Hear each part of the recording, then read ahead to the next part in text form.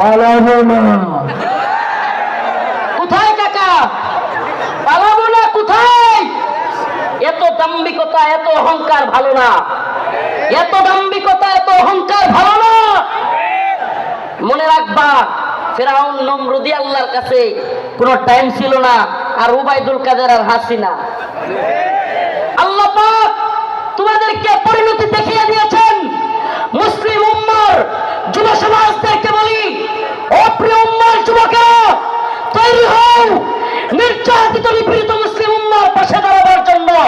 তৈরি হও আল্লাহর নবীর বিরুদ্ধে যারা যাবে বাংলার জমিনে, তাদেরকে অবশ্যই ওয়াজিবুল কতল, আল্লাহর নবীর গালি দেওয়ার শাস্তি, মৃত্যুদণ্ড করতেই হবে। রাজি আছে তো ইনশাআল্লাহ?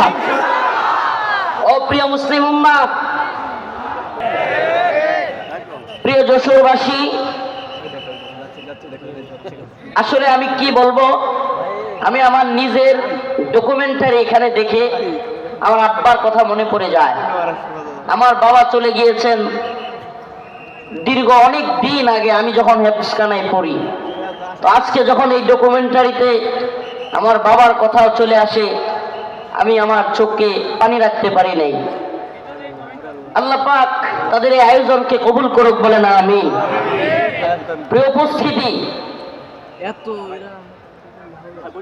আমি আজকে আপনাদের সামনে নিপীড়িত নির্যাতিত মুসলিম উম্মার পক্ষ থেকে কিছু কথা বলবার চেষ্টা করব। আজ পৃথিবীর দিকে দিকে তাকালেই দেখা যাবে মুসলিমরা নির্যাতিত এবং নিপীড়িত।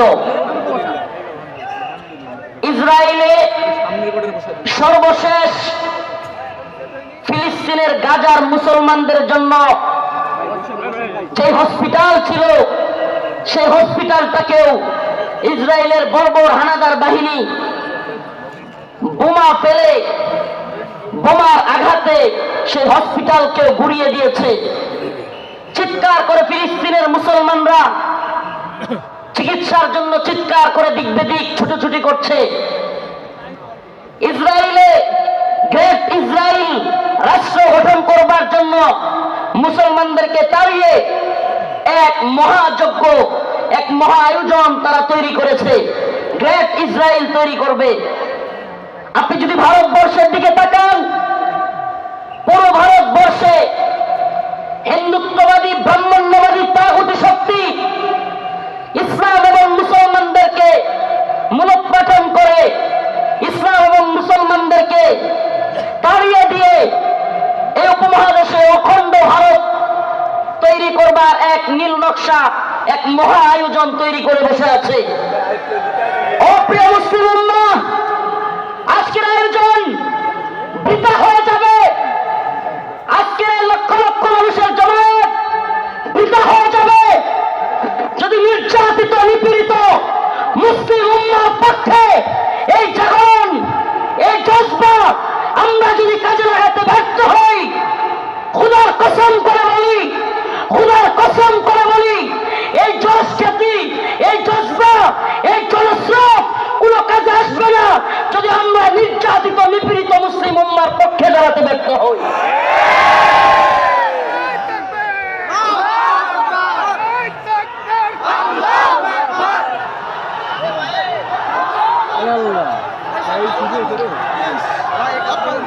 আজ পৃথিবীর দিকে দিকে মুসলমানদের যে চিৎকার, মুসলমানদের যে হাহাকার, মুসলমানদের যে আর্তনাদ, সেটাই যেন কোরআনের সূরাতুন নিসার ৭৫ নম্বর আয়াতে আল্লাহ পাক ফুটিয়ে তুলেছেন। আল্লাহ পাক পৃথিবীবাসীকে জানিয়ে দিচ্ছেন, ওয়ামা লাকুম লা তুকাতিলুনা ফি সাবিলিল্লাহ, ওয়ামা লাকুম লা তুকাতিলুনা ফি সাবিলিল্লাহ ওয়াল মুস্তাদাফিনা মিনার রিজাল ওয়ান নিসাই ওয়াল বিলদানি আল্লাযীনা ইয়াকুলুনা রব্বানা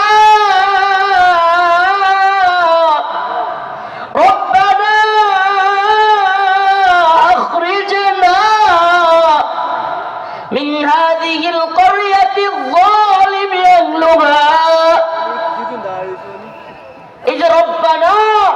হে আমাদের রব, আখরিজনা, আমাদেরকে বের করেন, আমাদেরকে বের করেন মিন হাদিহিল ক্বরিয়াতি যালিমি আহলুহা ওয়াল মুস্তাদআফিনা মিনার রিজাল ওয়ান নিসা ওয়াল বিলদান আল্লাযীনা ইয়াকুলুন। এই যে দুর্বল মানুষদের, নিপীড়িত নির্যাতিত মাজলুম মানুষদের আর্তনাদ, শিশুদের চিৎকার, আমাদের মা বোনদেরকে সেই ধর্ষিতা মায়ের হাজারি, এগুলোই যেন কোরআনের এই আয়াতে আল্লাহ পাক ফুটিয়ে তুলেছেন।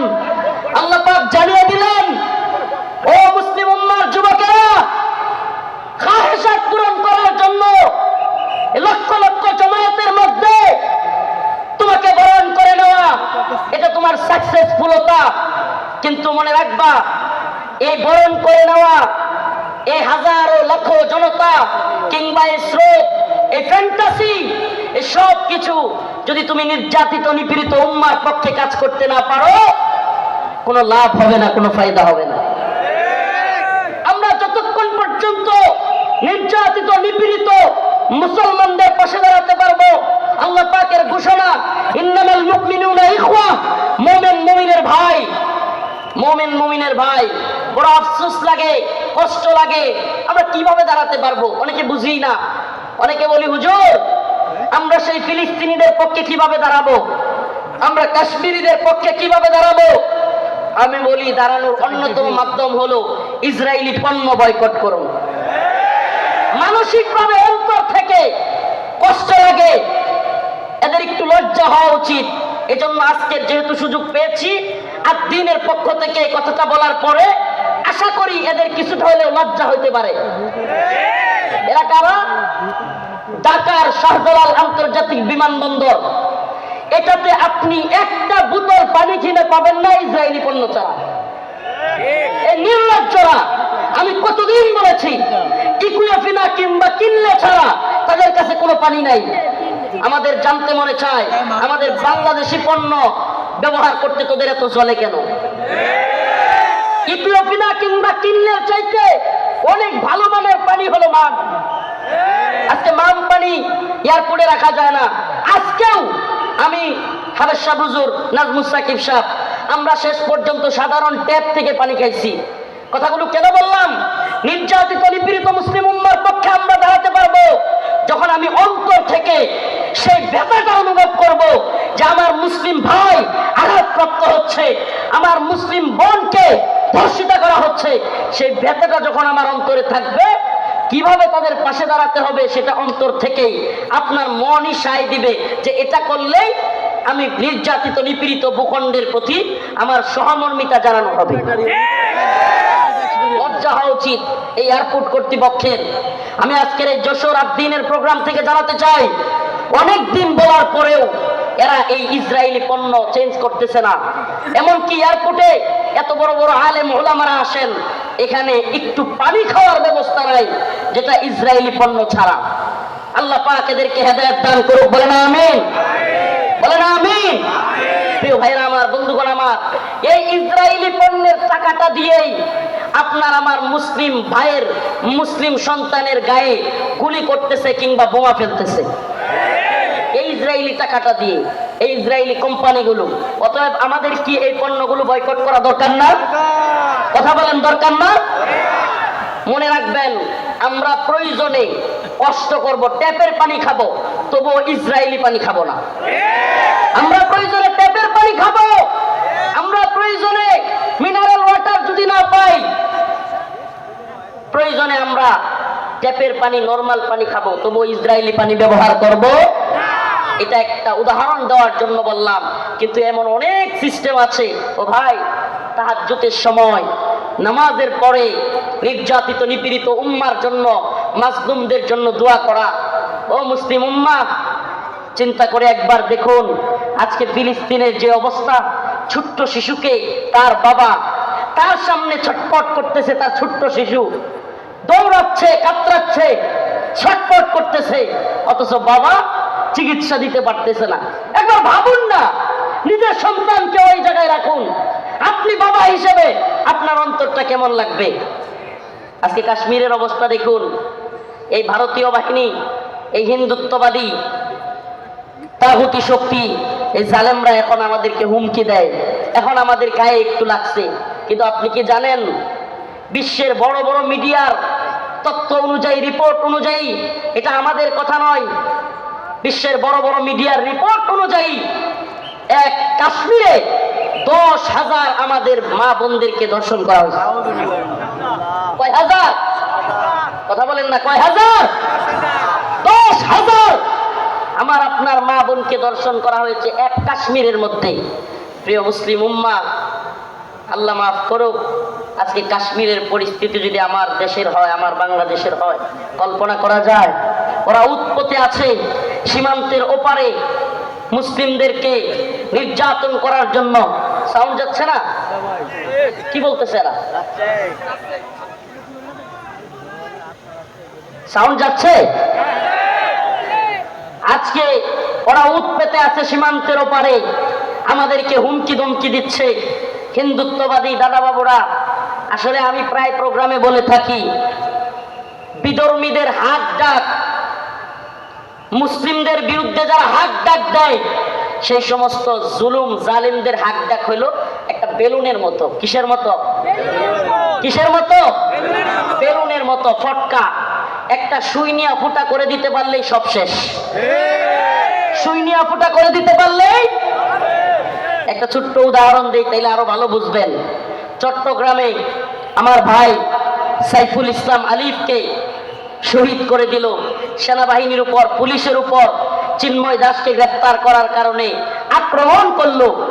কিন্তু যখনই মুসলিমরা চট্টগ্রামে জেগে উঠল, মুসলিমরা জজবা নিয়া, ইমানি জোশ নিয়া রাজপথে নেমে আসলো। আয় সুবহানাল্লাহ। যেই চিন্ময় দাসকে গ্রেফতার করার কারণে, যেই চিন্ময় দাসকে গ্রেফতার করার কারণে হাজার হাজার লোক প্রিজন ব্যান আটকায় দিছে, যে চিন্ময় দাসকে গ্রেফতারের কারণে আমাদের এক ভাইকে হত্যা করে ফেলছে, 2-3 দিন যাইতে পারে নাই। ওই যে একটা কথা আছে না, সেনাবাহিনীর কথাটা খুব প্রচলিত হয়েছিল বাংলাদেশে, গোপালগঞ্জেতে সূর্যই উঠেছে, বাকিটা বললাম না। যখনই ওইটা লাগাই দিছে, মুসলিমরাও জায়গা উঠছে। সুবহানাল্লাহ। আগে তো প্রিজন ব্যান আটকায়া মানুষদেরকে হত্যা করে দিচ্ছে, হায় রে তাদের শক্তি, হায় রে তাদের গরম। যেমনি মুসলমানরা জায়গা উঠছে, এখন চিন্ময় দাসের উকিল পাওয়া যাচ্ছে না।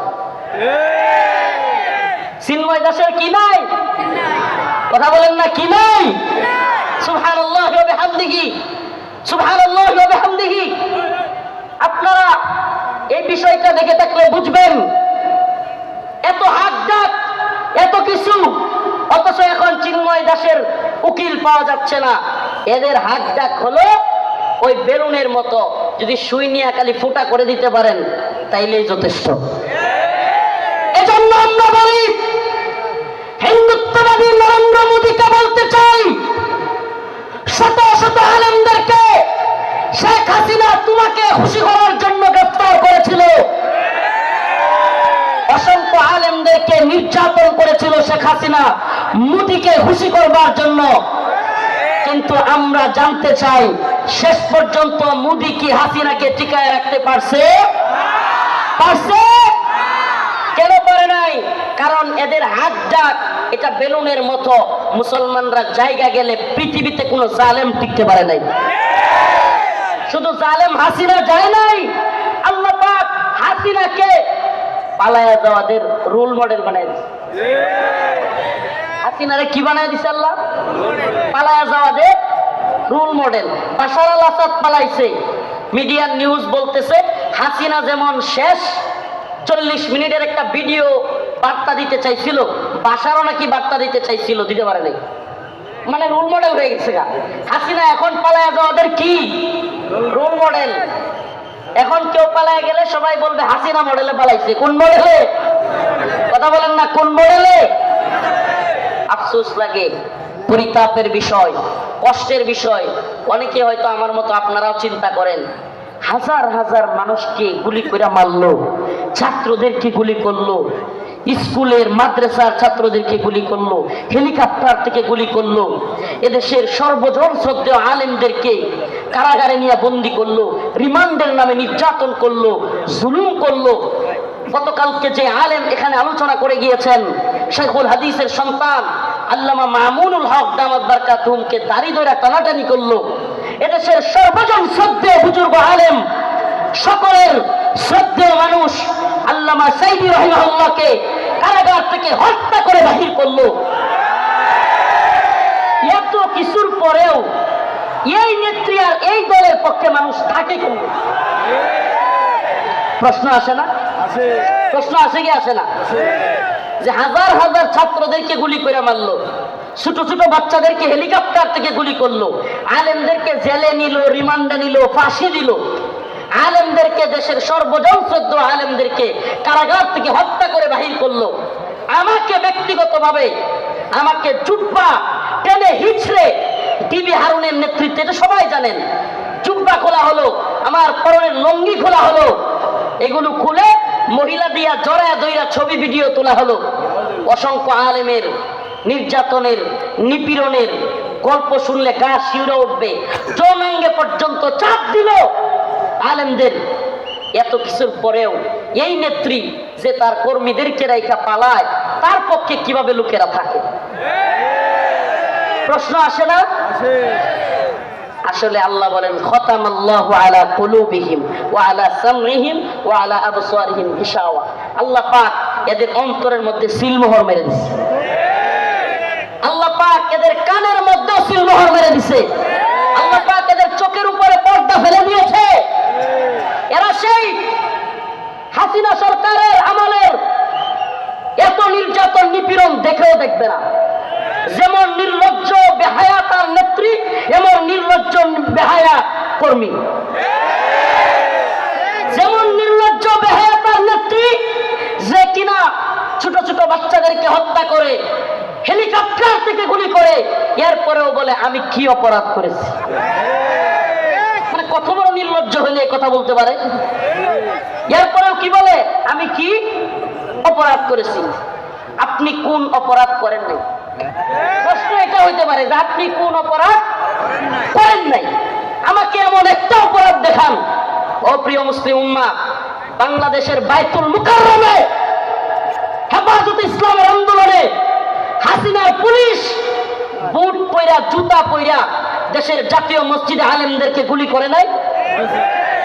এর সাথে জঘন্য আর কি হইতে পারে? আপনি কোনটা করেন নাই বলেন?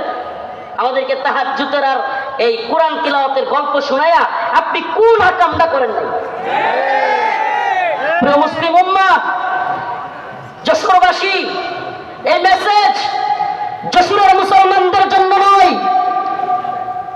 এই মেসেজ আজকের আলোচনা আমার এই দেশবাসীর জন্য আমি রেখে যেতে চাই।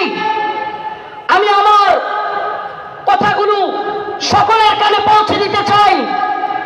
ও প্রিয় উম্মাহ, প্রিয় জাতি, আমরা চেয়েছি আমাদের অন্তর থেকে, আমাদের ছাত্ররা, আমাদের শিক্ষকরা, আমাদের কলামিস্ট, বুদ্ধিজীবী, মুফতি, বক্তা, ছাত্র, সকল শ্রেণী পেশার মানুষ, আমরা চেয়েছি আল্লাহ পাক হাসিনাকে এই ভূখণ্ড থেকে, আমাদের উপর থেকে, জুলুম থেকে বাঁচাক। আল্লাহ পাক আমাদেরকে বাঁচাইছেন কি বাঁচান নাই? তার মানে আমরা মন থেকে সম্মিলিত ভাবে চাইলে পাওয়া যায়। পাওয়া যায় কি যায় না? বলেন, পাওয়া যায় কি যায় না? ইন্নাল্লাহা লা ইউগাইয়িরু মা বিকওমিন হাত্তা ইউগাইয়িরু মা বিআনফুসিহিম। আল্লাহ পাক ততক্ষণ পর্যন্ত কোন জাতিকে পরিবর্তন করেন না যতক্ষণ না সে জাতি নিজেরা পরিবর্তন চায় এবং পরিবর্তন হয়। সুবহানাল্লাহ। তো আমরা পরিবর্তন চেয়েছিলাম, পেয়েছি। পাইছি কি পাই নাই? এখন আমাদের আরেকটা পরিবর্তন দরকার। আমাদের মূল বিজয় সেটা। এ বিজয় আমাদের মূল বিজয় না। এ বিজয় যদি আমাদের মূল বিজয় হইতো, তাইলে আমরা আল্লাহর নবীরে কেউ কটূক্তি করলে, গালি দিলে, আমরা এই রায় পাইতাম যে তার শাস্তি হবে মৃত্যুদণ্ড। তার শাস্তি কি? এই ব্যাপারে ইমামগণ একমত। আল্লাহর নবীকে নিয়ে কে কটূক্তি করলে, ব্যঙ্গচিত্র করলে, তার শাস্তি মৃত্যুদণ্ড। প্রিয় ভাইরা আমার, বন্ধুগণ আমার, আল্লাহর নবীকে সাহাবায়ে কেরাম কেমন ভালোবাসতেন, আল্লাহর নবী সাল্লাল্লাহু আলাইহি ওয়াসাল্লামকে তার সাহাবীরা কেমন ভালোবাসতেন। কাব বিন আশরাফ নামে ইহুদিদের এক নেতা ছিল। নাম কি? কাব বিন আশরাফ। এক ইহুদি নেতা, এত দেহ ছিল, অনেক বড় সড় ছিল দেহ, বিশাল দেহের আকৃতির লোক ছিল। কাব বিন আশরাফ বদর যুদ্ধে যখন মুসলমানরা বিজয়ী হয়েছে, কাব বিন আশরাফ কষ্টে তার অন্তর জ্বলে গেছে। বদর যুদ্ধে কাফেরদের বড় বড় নেতা আবু জাহেল সহ নিহত হয়ে গেছে, জাহান্নামে চলে গেছে। কাব বিন আশরাফের কলিজায় জ্বলন শুরু হয়ে গেছে। সেই মুহাম্মদ আরবি সাল্লাল্লাহু আলাইহি ওয়াসাল্লামকে নিয়ে বিভিন্ন ধরনের কটূক্তিমূলক কবিতা বানাইছে। তার মহিলা ভাড়া কইরা তাদেরকে দিয়াও রাসূলের বিরুদ্ধে বিশুদ্ধার করাইছে। আল্লাহর নবী সাল্লাল্লাহু আলাইহি ওয়াসাল্লাম ডাকলেন, কাব বিন আশরাফ তাকে হত্যা করতে পারবে এমন কে আছো? সুবহানাল্লাহ বলেন। রাসূল সাল্লাল্লাহু আলাইহি ওয়াসাল্লাম নিজে ডাকলেন, হে আমার সাহাবারা, তোমাদের মধ্যে কে আছে কাব বিন আশরাফকে হত্যা করবে? অথচ আমার নবীর ব্যাপারে অনেকে বলে, রাসূল সাল্লাল্লাহু আলাইহি ওয়াসাল্লামকে কি বলে, যে রাসূল সাল্লাল্লাহু আলাইহি ওয়াসাল্লাম এক গালে মারলে আরেক গাল পাইতে দিতেন। ছোটবেলায় এগুলো শুনতাম, নাউজুবিল্লাহ। রসুলের এক গালে মারবে আর সাহাবাই কেরাম বসে বসে দেখবে। ইসলাম সন্ন্যাসী মার্কা ধর্ম না। ইসলাম সন্ন্যাসী মার্কা, সন্ন্যাসীগিরি, গান্ধীগিরি ইসলামে চলে না। ইসলামের বাণী একবারে সুস্পষ্ট, ফায়াকতুলুনা ওয়া ইউকতালুন, হয় মরো নাইলে মারো। দিনের প্রয়োজনে মারতে হবে, মরতে হবে, ইনশাআল্লাহ। দিনের প্রয়োজনে মারতে হবে, মরতে হবে। মায়ের খাওয়াও সুন্নত, দেওয়াও সুন্নত। আমরা যদি খালি মায়ের খাইতাম, হাসিনার পতন হইতো, মাঝে মাঝে পিটানো দেওয়া লাগতো, কথা কয় না? যারা জালেমের পক্ষ নিবে, একটা কথা মনে রাখবেন, মুসলমান ইমানদার, সম্ভবত হযরত আলী রাদিয়াল্লাহু আনহুর কথা এটা, জালেমদের প্রতি সহানুভূতি দেখানো মাজলুমদের সাথে গাদ্দারি। আবারও বলছি, জালেমদের প্রতি উদারতা দেখানো মাজলুমদের সাথে গাদ্দারি। মাজলুমদের সাথে গাদ্দারি করা যাবে? কাব বিন আশরাফ আল্লাহর নবীর নিয়ে কটূক্তি করে। রাসূল সাল্লাল্লাহু আলাইহি ওয়াসাল্লাম বললেন, তোমাদের মধ্যে কে আছে যে কাব বিন আশরাফকে হত্যা করবে? আল্লাহর নবীর এক সাহাবী মুহাম্মদ বিন মাসলামা দাঁড়ায় গেলেন, ইয়া রাসূলুল্লাহ আতুহিব্বু আন তাকতুলাহু? ইয়া রাসূলুল্লাহ, আপনি কি চান আমি তাকে হত্যা করি? রাসূল বললেন, অবশ্যই হ্যাঁ। মুহাম্মদ বিন মাসলামা বললেন, ইয়া রাসূলুল্লাহ, আমাকে অনুমতি দেন, আমি একটু তার সাথে গল্প করব, বানায় চিনায় গল্প করবো আর কি, তারা একটু খুশি করবো। ইয়া রাসূলুল্লাহ, আমার অনুমতি দেন। আল্লাহর নবী বললেন, অনুমতি দিলাম। রাসূলুল্লাহ সাল্লাল্লাহু আলাইহি ওয়াসাল্লামের অনুমতি পেয়ে মুহাম্মদ বিন মাসলামা রাদিয়াল্লাহু আনহু কাব বিন আশরাফের কাছে গেলেন। কাব বিন আশরাফের কাছে গিয়ে আল্লাহর নবীকে নিয়ে যেহেতু বইলা আসছেন, একটু গল্প করবেন বানায়া চিনায়া। যুদ্ধ মানেই ধোঁকা।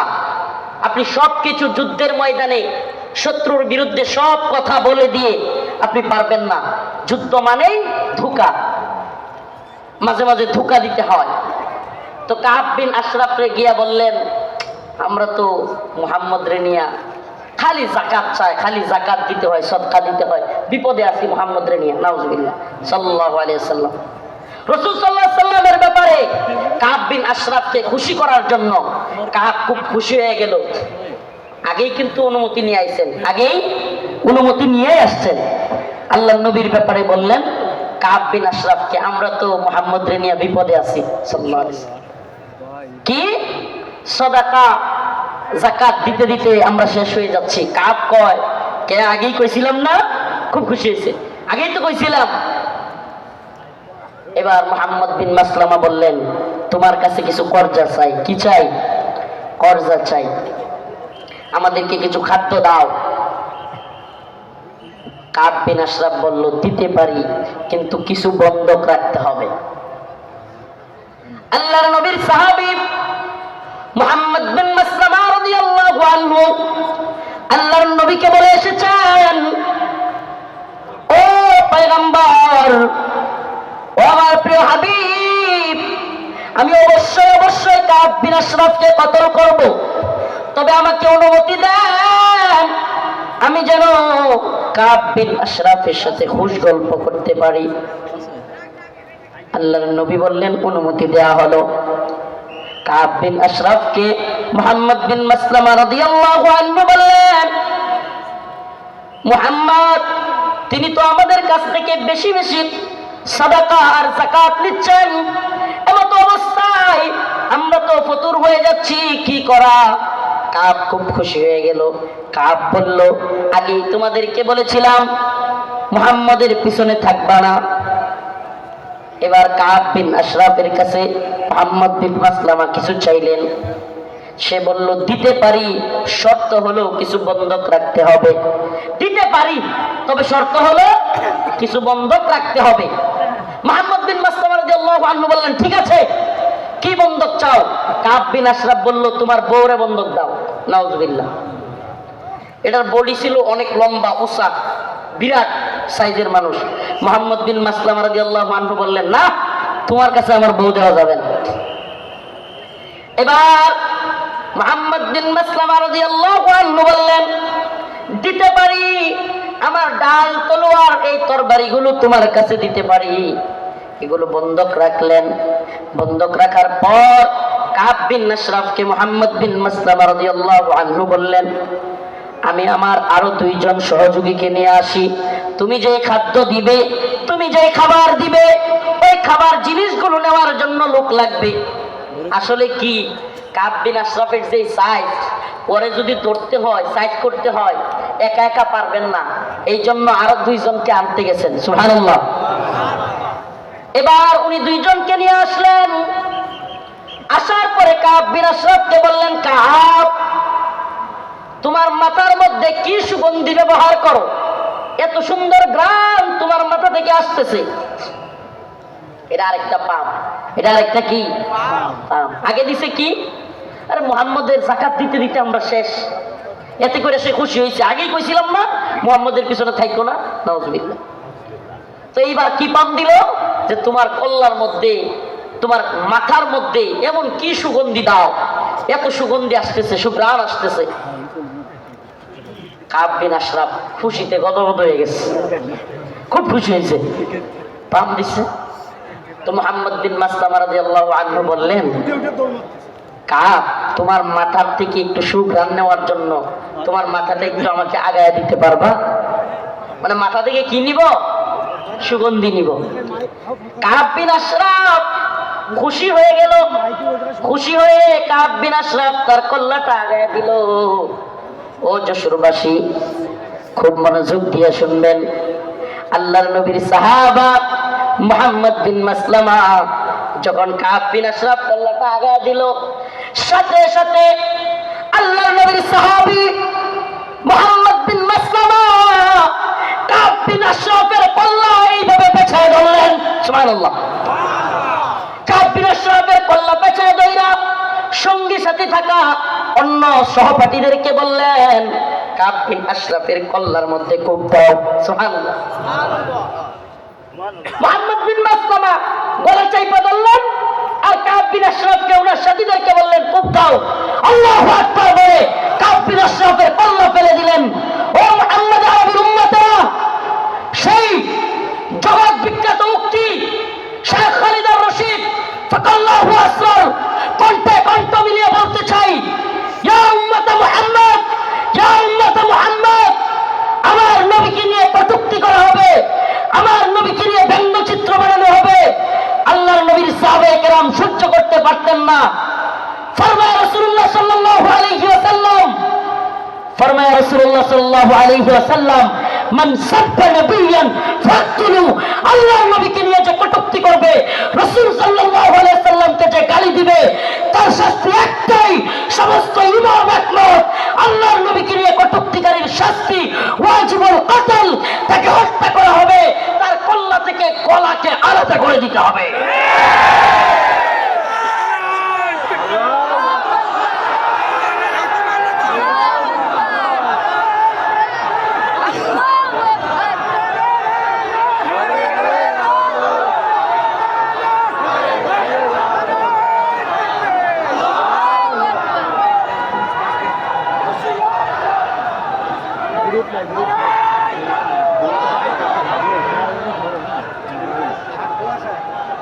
প্রিয় জাতি,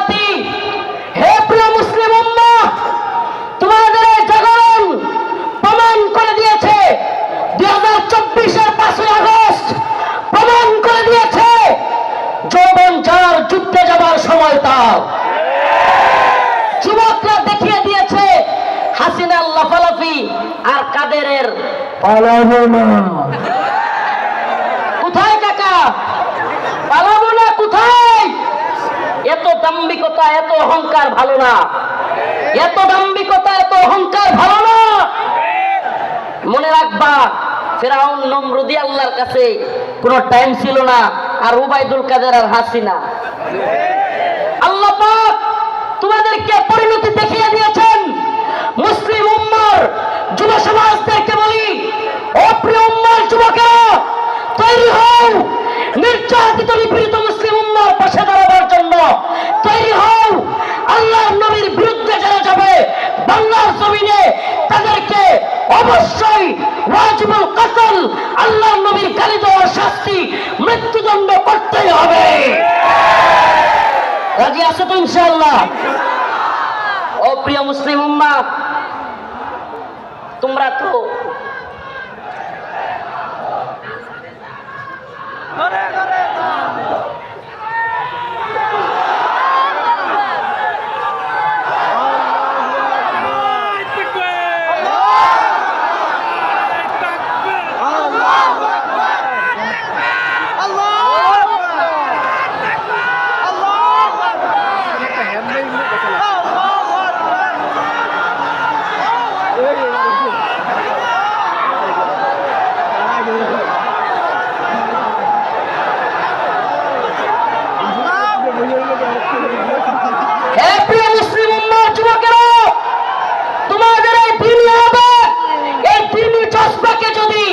সত্যি বলি, ওয়াল্লাহি বিল্লাহি তাল্লাহি কসম আল্লাহর, এই জজবাকে যদি আমরা কোরআনের পক্ষে কাজে লাগাইতে পারি, তাহলে আর কোনো নতুন সরকার নয়, এই ভূখণ্ডে আমরা কোরআনের শাসন চালু করতে পারবো।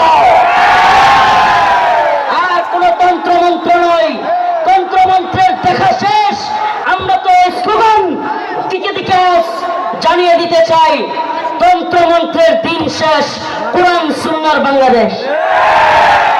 বলেন না, তন্ত্রমন্ত্রের দিন শেষ, কোরআন সুন্নাহর বাংলাদেশ। সাবিলুনা সাবিলুনা, তারিকুনা তারিকুনা।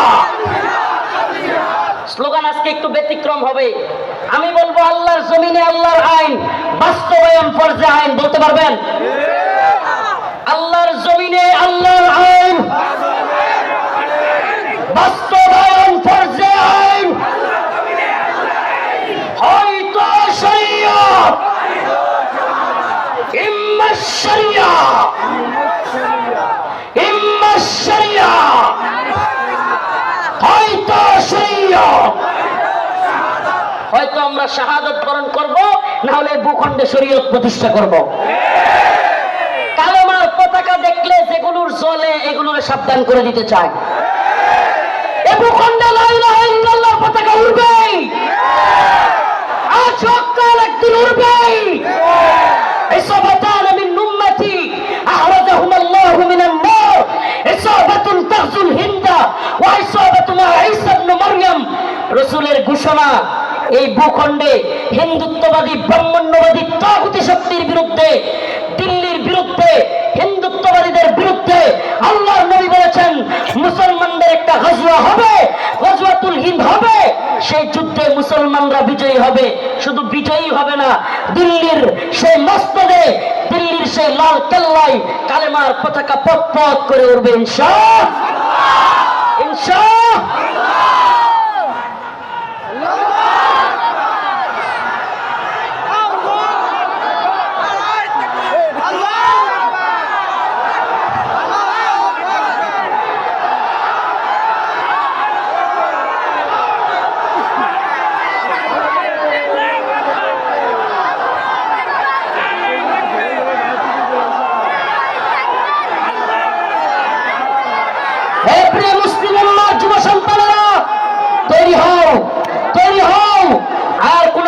মন্ত্রের জন্য ডাক নয়, ডাক আসবে দাওয়া ইবাদত শাহাদাতের ডাক আসবে। শহীদ হতে রাজি আছো তো ইনশাআল্লাহ? জীবন দিতে প্রস্তুত আছো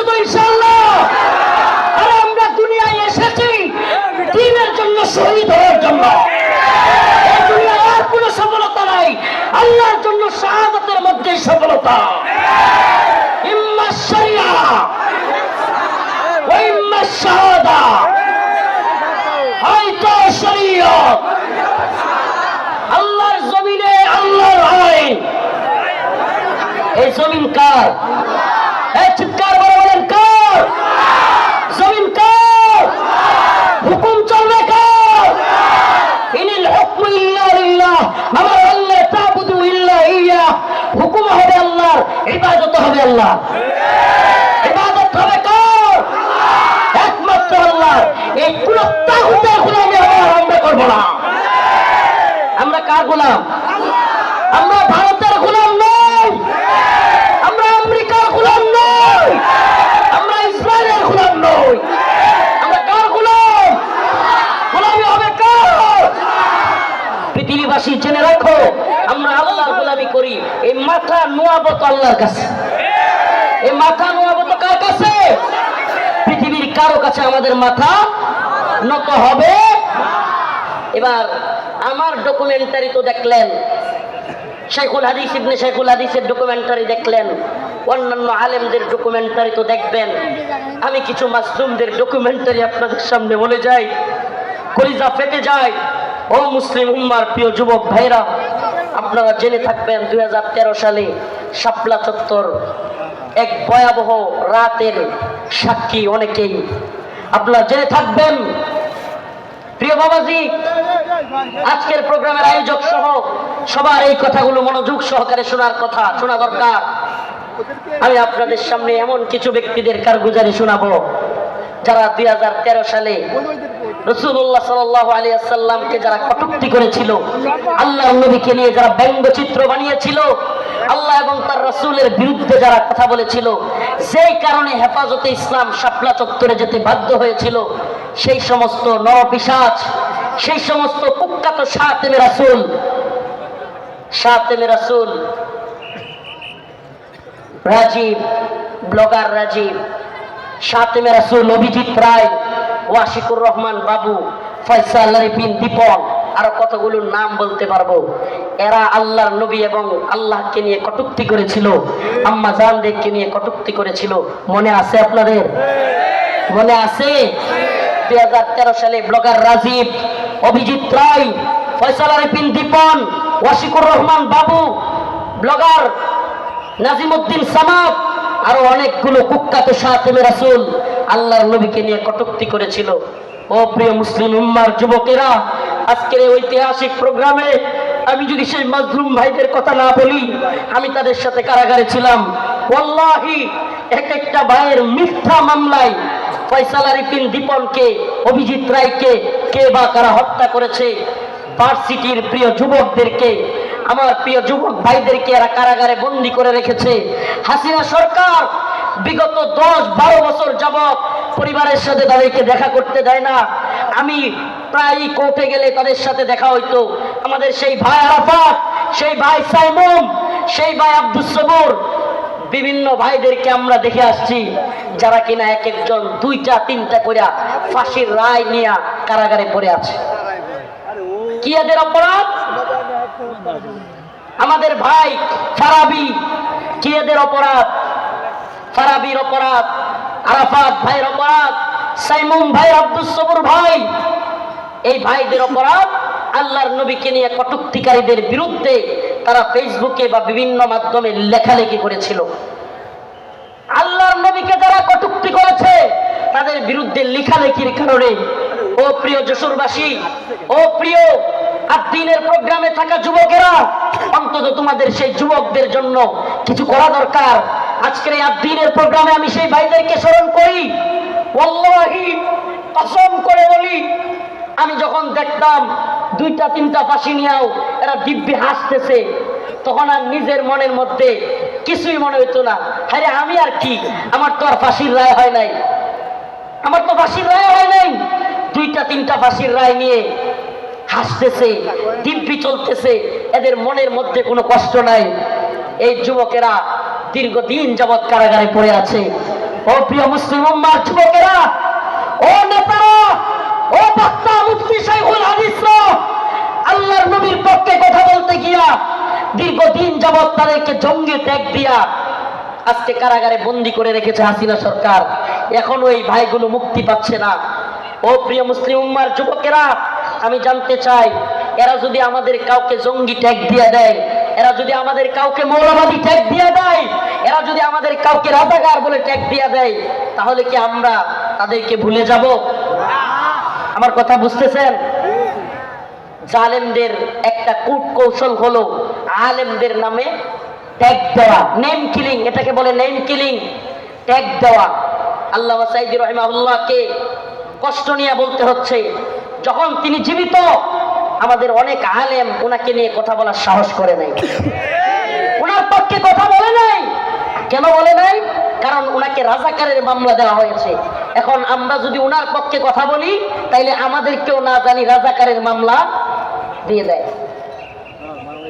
আল্লামা জসিমউদ্দিন রহমানী দামাত বারকাতুহুম হুজুর কারাগারে থাকতেও ওনাকে নিয়েও অনেকে কথা বলে নাই। কেন? কারণ ওনার পক্ষে কথা বললে জঙ্গিবাদী মামলা দিয়ে দিবে। আল্লাহর কসম করে বলি, খোদার কসম করে বলি, আমাদেরকে রাজাকার বলো, জঙ্গিবাদী বলো, মৌলবাদী বলো, আর যাই বলো, আমরা মুসলিমদের পক্ষে কথা বলবই, বলেই যাব। রাজি আছেন তো ইনশাআল্লাহ? আল্লামা সাঈদী রাহিমাহুল্লাহ চলে গিয়েছেন, জসিমউদ্দিন রহমানী হাফিজাহুল্লাহ বের হয়ে গিয়েছেন, কিন্তু ও আদ্দিনের মুসলমানেরা, আজকের এই যশোরের লাখো জনতা, প্রিয় উম্মাহ, আজকের এই মিডিয়ার মাধ্যমে, সবকিছুর মাধ্যমে আমি জানাতে চাই, আমার ভাইরা আল্লাহর নবীর পক্ষে লেখালেখি করতে গিয়া যারা মামলা খেয়েছে, ফাঁসির রায় লেগে গেছে, আমরা কি তাদের মুক্তি চাই? মুক্তি চাই। আমার ভাইদেরকে 2-3টা করে ফাঁসির রায় দিয়ে বন্দী করে রেখেছে হাসিনা।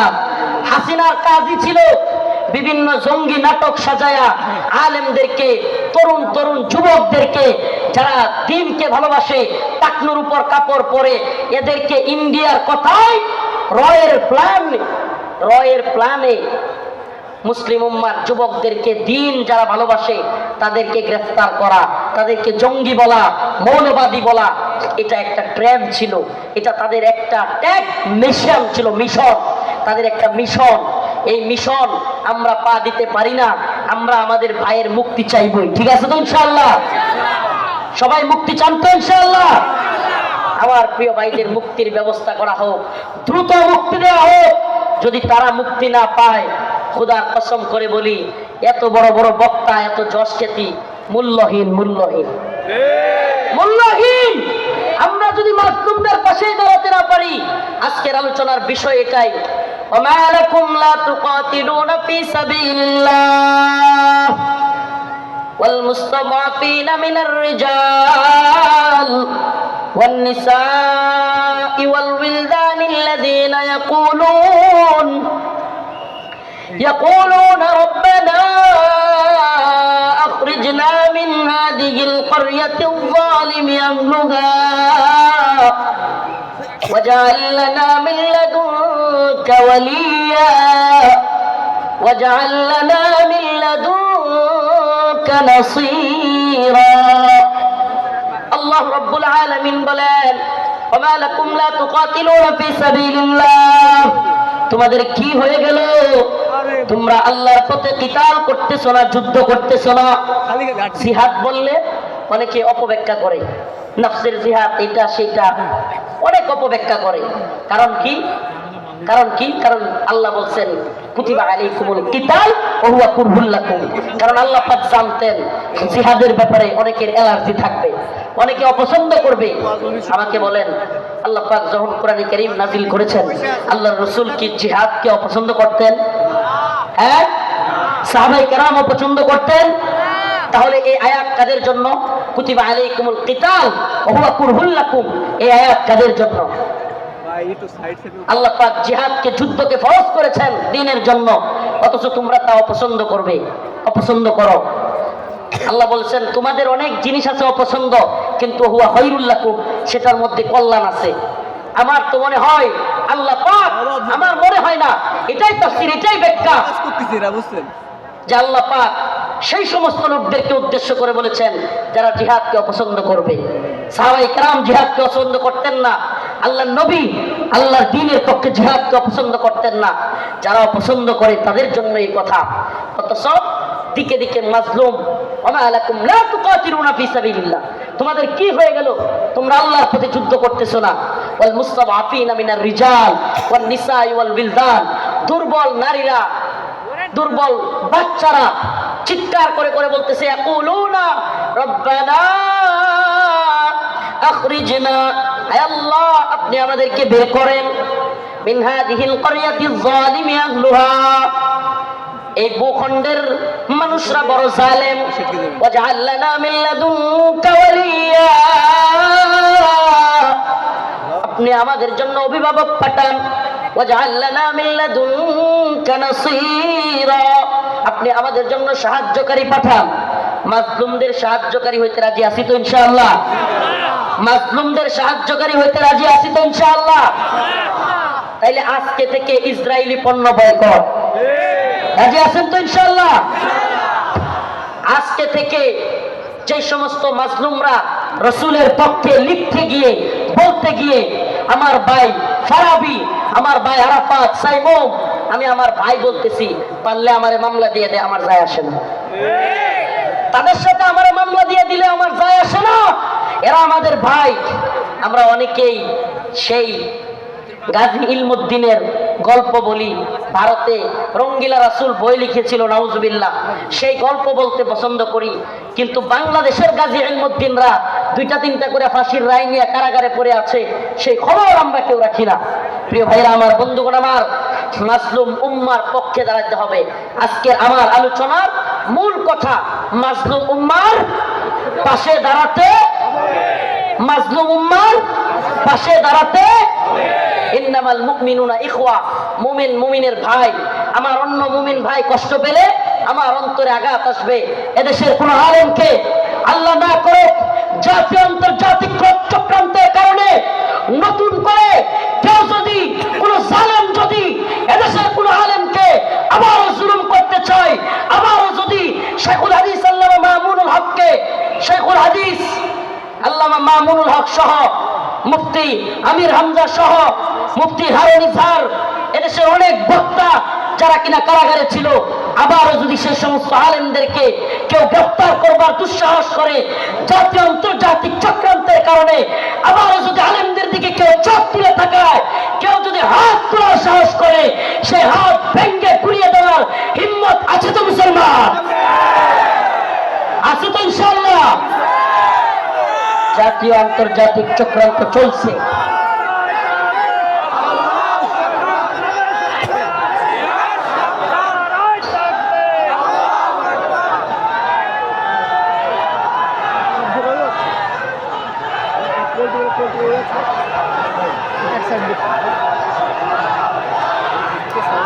জাতীয় আন্তর্জাতিক চক্রান্ত চলছে আমাদের এই ভূখণ্ডকে নিয়ে, জাতীয় আন্তর্জাতিক চক্রান্ত চলছে।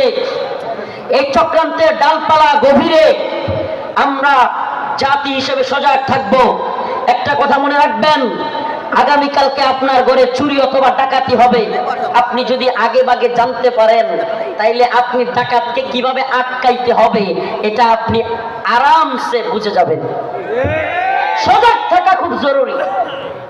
আগামীকালকে ডাকাত আপনার বাড়িতে হামলা করবে, যদি ডাকাতকে নিজে সামলাইতে না পারেন, প্রয়োজনে আগামীকালকে আসবে জানলে প্রয়োজনে মাইকিং করবেন, ঠিক কি ঠিক না? প্রয়োজনে কি করবে? মাইকিং করে হলেও ডাকাত আটকাবে। তো যদি আমরা জানি আমাদের বিরুদ্ধে চক্রান্ত হচ্ছে, হিন্দুত্ববাদী ভারত আমাদের বিরুদ্ধে চক্রান্ত অব্যাহত রেখেছে, এমনকি আমরা শুনতে পাই বর্তমান উপদেষ্টা কমিটিতেও ভারতীয় দালালরা বসে গেছে। একথা আমরা শুনতে পাই, বর্তমান উপদেষ্টা কমিটিতে ভারতীয় দালাল ঢুকে গেছে। আমাদের বক্তব্য স্পষ্ট, মুমিন এক গর্তে দুইবার পা দেয় না। মুমিন এক গর্তে দুইবার পা। আমরা আর ধোঁকা খেতে চাই না। আমরা আর কোন জালেমদেরকে, ইন্ডিয়ার গোলামদেরকে বাংলার ক্ষমতার মস্তরে দেখতে চাই না। মাওলানা আব্দুল হামিদ খান বাসানী বলেছিলেন, পিন্ডি ছেড়েছি দিল্লির গোলামের জন্য নয়। কথাটা মনে আছে আপনাদের? রাওয়ালপিন্ডি পিন্ডি পিন্ডি ছেড়েছি দিল্লির গোলামির জন্য নয়, অর্থাৎ পাকিস্তানের পিন্ডি ছেড়েছি ভারতের দিল্লির গোলামির জন্য নয়। আমি বলি পিন্ডি ছেড়েছি দিল্লি ছেড়েছি ওয়াশিংটনের গোলামির জন্য নয়। আমরা ওয়াশিংটনের গোলামি করব না। আমরা সমস্ত জাতীয় আন্তর্জাতিক চক্রান্তকে মোকাবেলা করে আমরা স্বাধীন চেতা, আমরা মুসলমান, আমরা স্বাধীন ভূখণ্ডে স্বাধীনভাবে বসবাস করতে চাই। আমরা কোরআন সুন্নাহ অনুযায়ী রাষ্ট্র ব্যবস্থা চাই। রাজি আছেন ইনশাআল্লাহ? ওয়ালাউ আন্না আহলাল কুরআ আমানু ওয়াত্তাকাউ লাফাতাহনা আলাইহিম বারাকাতিম মিনাস সামাই ওয়াল আরদ। সুবহানাল্লাহ। আল্লাহ পাক বলেন ওয়ালাউ আন্না আহলাল কুরআ আমানু ওয়াত্তাকাউ লাফাতাহনা আলাইহিম বারাকাতিম মিনাস সামাই ওয়াল আরদ। আল্লাহ পাক বলেন যদি জমিনের বাসিন্দারা তাকওয়া অবলম্বন করত এবং আল্লাহর আইন মেনে চলতো তাহলে আল্লাহ পাক বারাকাতিম মিনাস সামাই ওয়াল আরদ, আসমান এবং জমিনের সমস্ত বারাকা খুলে দিতেন। আল্লাহ পাক সমস্ত বারাকা খুলে দিতেন। এজন্য আমি স্লোগান ধরেছি আল্লাহর জমিনে আল্লাহর আইন বাস্তবায়ন ফরজে আইন। এই তন্ত্রমন্ত্রের আইন 5 বছরের জন্য ইসলাম, এটা আমরা চাই না। আমরা চাই আজীবনের জন্য ইসলাম। ইসলাম কি 5 বছরের সীমায় গণ্ডিতে আবদ্ধ? ইসলাম 5 বছরের সীমান্তে আবদ্ধ নয়। ইসলাম 5 বছরের সীমানায় আবদ্ধ না। 5 বছর ভোট দিয়া নির্বাচিত করে ইসলাম কায়েম। 5 বছর গেলে আবার হয়তো সরে যেতে হবে। দিন ইসলাম, ইসলাম 5 বছরের জন্য সীমাবদ্ধ থাকার জন্য নয়। ইসলাম কায়েম করতে হবে, আল্লাহর জমিনে আল্লাহর আইন বাস্তবায়ন করতে হবে। এটা হবে মুসলিম উম্মার ধারণা, এটা হবে মুসলিম উম্মার প্রেরণা। আমরা হুঁশিয়ার করে দিতে চাই, সাবধান করে দিতে চাই। 2024 সালে হাসিনার পালানোর দৃশ্য দেখা এবং বাংলাদেশে আওয়ামী লীগের অবস্থান দেখা কেউ যদি শিক্ষা না নেন, নতুন করে জুলুম করার চিন্তা ভাবনা, নতুন কইরা কেউ জুলুম করার ভূত কারো মাথায় চাইপা বসে, তাইলে আওয়ামী লীগের পরিণতির জন্য অপেক্ষা করেন।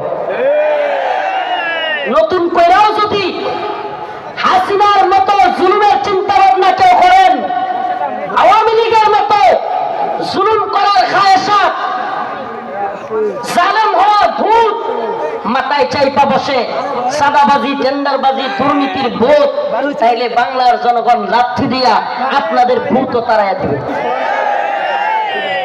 নতুনদের জন্য এটা একটা হুঁশিয়ারি। 2024 সাল এটা আমাদের গর্বের।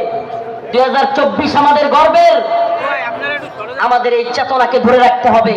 প্রিয় যুব সমাজ, আমি আগে ফিলিস্তিনের বিভিন্ন ভিডিও দেখতাম, ফিলিস্তিনের মুসলমানদের ভিডিও দেখতাম। ছোট ছোট বাচ্চা ছেলেরা পাথর নিয়ে ইসরায়েলের ট্যাঙ্কের মধ্যে নিক্ষেপ করতেছে, গোলাইল দিয়া ইসরায়েলিদেরকে মারতেছে। সুবহানাল্লাহ। 2024 সালে দেখলাম আমাদের ছোট ছোট বাচ্চারা পুলিশের পেটের মধ্যে গিয়ে ঘুষি মারতেছে। সুবহানাল্লাহ বলেন না? এইটা একটা জিনিস অন্তত হয়েছে আলহামদুলিল্লাহ। 2024 সালে আমরা এটা অন্তত বুঝছি, যুব সমাজ জেগে উঠলে জালেমের পরিণতি ভয়াবহ। যুব সমাজ জেগে উঠলে জালেমের পরিণতি কি? তো যশোরবাসী, আপনারা কি ঘুমায় গেছেন নাকি জাগ্রত আছেন? হাসিনা ভারতের গোলামি করেছিল, বাংলাদেশকে দিল্লির একটা, কি বলবো এটাকে, অনেকে বলে অঙ্গরাজ্য, আমি বলি অঙ্গরাজ্য না। হাসিনা এটাকে দিল্লির একটা ডাস্টবিন বানাইছিল। দিল্লির ডাস্টবিন মানে দিল্লি আমাদের আম খাবে, আমাদের ইলিশ খাবে, আমাদের সব কিছু নিবে, ট্রানজিট নিবে, আমাদের রেল লাইন নিবে, আমাদের সব কিছু নিবে, আর আমাদেরকে লাশ উপহার দিবে। আমাদেরকে বন্যার পানি দিয়া বাসায়া একের পর এক লাশ উপহার দিবে। এটাকে আপনি ডাস্টবিন না বলে কি বলবেন? এটা কি বন্ধুত্ব? এটা কি বন্ধুত্ব? আমি তো বলি হাসিনা বিগত 16 বছরে বাংলাদেশের সাথে ভারতের যে সম্পর্ক তৈরি করেছিল, যদিও তাদের নেতারা বলেছে অনেকে স্বামী স্ত্রীর সম্পর্ক, আমরা বলি অবৈধ সম্পর্ক, এটা অবৈধ। এজন্য অবৈধ সম্পর্কের কন্যারে জায়গায় পাঠিয়ে দিছে। আল্লামা সাঈদী রাহিমাহুল্লাহ বলেছিলেন, এই কথাটা আমার এখনো কানে বাসে, সরকারকে বলবো বেশি তিরিং বিরিং করিও না, বাংলার জনগণ বেশি তিরিং বিরিং করলে এমন এক ফ্লাইং কিক মারবে, মামার বাড়ি দিল্লি গিয়ে পড়বা।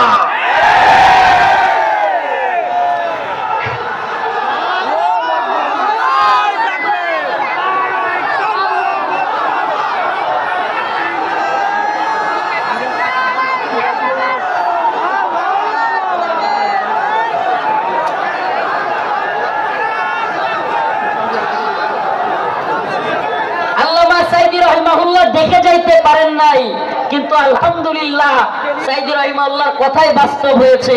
বাংলার জনগণ ফ্লাইং কিক মারছে, রান্না করা খাবার খাওয়ারও সময় নেই, রান্না করা খাবার খাওয়ারও সময় নাই। ও প্রিয় মুসলিম উম্মার যুবকেরা, আজকের এই আদ্দিন ফাউন্ডেশন যশোরের আজকের অনুষ্ঠান থেকে আমার আখিরি পয়গাম হবে, ও মুসলিম উম্মার যুবকেরা, আমাদেরকে মৌলবাদী বলা হোক, জঙ্গিবাদী বলা হোক, আমাদেরকে রাজাকার বলা হোক, যে কোনো ট্যাগ আমাদেরকে দেয়া হোক, আমরা দ্বীনের পক্ষে ছিলাম, আছি, থাকবো। আল্লাহর জমিনে আল্লাহর আইন বাস্তবায়ন হওয়ার এক পর্যন্ত আমরা থামবো না। আমি তো আশাবাদী এই মুসলিম উম্মার জাগরণ। অনেকে বলে হুজুর মাহফিলের প্যান্ডেলে এত মানুষ হইলে লাভ কি, কিছুই তো হয় না। আমি বলি হাসিনার অবস্থা দেখেও বুঝো না, কিছুই হয় না, হয় হাসিনার অবস্থা দেখেও বুঝো না। তোমার কি মনে হয় এই খুঁটা আন্দোলন এত বিস্ফোরণ এটা এমনি এমনি হয়ে গেছে? প্রিয় ভাইরা আমার, বন্ধুগণ আমার, একটু যদি আপনি চোখ বুলায় দেখেন তাইলেই দেখবেন মানুষের মধ্যে 2013 সালের শাপলা চত্বরে নৃশংসভাবে আলেম উলামাদেরকে, ছাত্রদেরকে গুলি করে মারার সেই যে ভয়াবহ চিত্র অন্তরের মধ্যে সেটা ছিল কি ছিল না? অসংখ্য আলেমদেরকে গ্রেফতার, রিমান্ডে নির্যাতনের চিত্র তাদের অন্তরে ছিল কি ছিল না? আল্লামা সাঈদী রাহিমাহুল্লাহকে কারাগার থেকে হত্যা করে বাহির করার চিত্র, ঢাকায় আল্লামা নূর হোসেন কাসেমী রাহিমাহুল্লাহ আল্লামা সাঈদী রাহিমাহুল্লাহর জানাজা পড়তে না দেওয়ার দৃশ্য বাংলার যুবকেরা কি ভুলে গেছে? ভুলে যায় নাই। সবগুলো বিষয় একত্রিত হইয়া শেষে যখন সাধারণ ছাত্রদেরকেও গুলি করে হাসিনা মারা শুরু করলো, একটা বিস্ফোরণ ঘটে গেল। ঠিক ঠিক না? তো বিস্ফোরণ কোত্থেকে শুরু হয়েছে? সেই আগে থেকে এই বিস্ফোরণ শুরু হয়েছে। এজন্য বলি প্রিয় মুসলিম উম্মাহ, আপনাদের প্রতি আমার আখির পয়গাম, ও আদ্দিনের মুসলমান, আজকের এই যশোরবাসী, খুলনাবাসী, সারা বাংলাদেশ থেকে আগত মিডিয়ার মাধ্যমে সারা দেশে যারাই আমার কথাগুলো শুনবেন, আমার একটা পয়গাম, আখিরি পয়গাম আপনাদের প্রতি। ও প্রিয় মুসলিম উম্মাহ, আমাদেরকে দ্বীনের প্রয়োজনে, আল্লাহর জমিনে আল্লাহর দ্বীন বাস্তবায়নের জন্য, কাফের মুশরিকদের মোকাবেলা করবার জন্য, প্রয়োজন হলে দ্বীনের জন্য ময়দানে শহীদ হওয়ার জন্য তৈরি থাকতে হবে। এটা মনে রাখবেন, শাহাদাতের তামান্না। আল্লাহ পাক আমাদেরকে কবুল করুক, মঞ্জুর করুক, বলেন আমিন। শাহাদাতের তামান্না, আখিরি পয়গাম। প্রিয় ভাই মুফতি আমির হামজা হাফিজাহুল্লাহ চলে এসেছেন, আমি ছেড়ে দিব। ভাইয়ের জন্য আপনাদের কাছে খাস করে দোয়া চাই, খাস ভাবে দোয়া চাই। নাসরুম মিনাল্লাহ ওয়া ফাতহুন করিব ওয়া বাশশিরিল মুমিনিন। আসসালামু আলাইকুম ওয়া রাহমাতুল্লাহি ওয়া বারাকাতুহু।